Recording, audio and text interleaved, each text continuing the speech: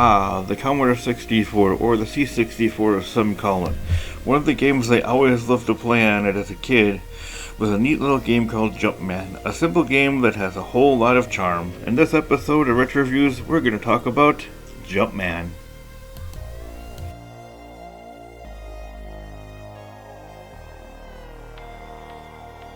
The game was developed by Randy Glover, who came up with the idea after he played an arcade version of Donkey Kong at Pizza Hut.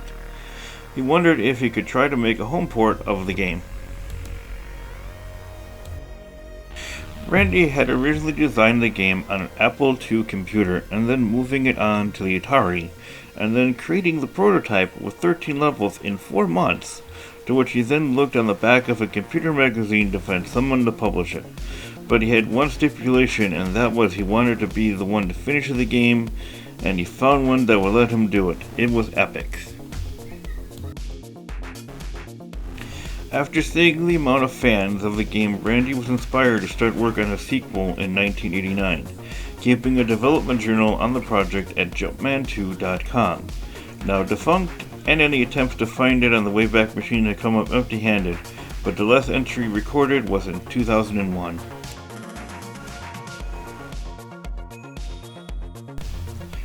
The basic story of the game is that base on the planet Jupiter has been taken over by terrorists who have placed bombs on 3 buildings on the base, on every level of each building as well, and you as Jumpman are tasked with defusing the bombs.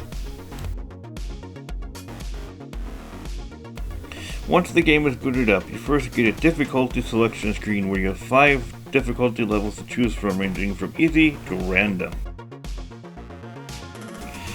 You can run, jump, and climb to get to each of the bombs, all while avoiding any of the enemies within each of the levels.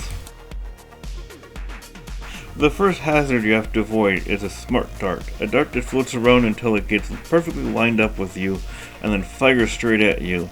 And if you fall from any distance, you also die at the same time, so be careful how you walk.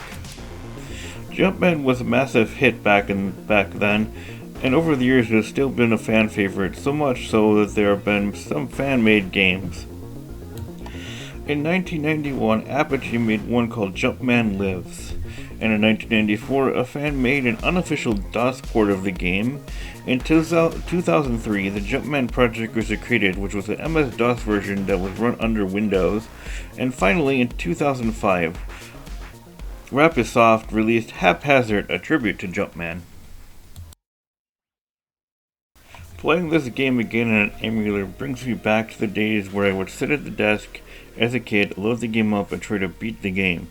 Jumpman got a sequel to it called Jumpman Jr, which is really just a basic reskin of the original game.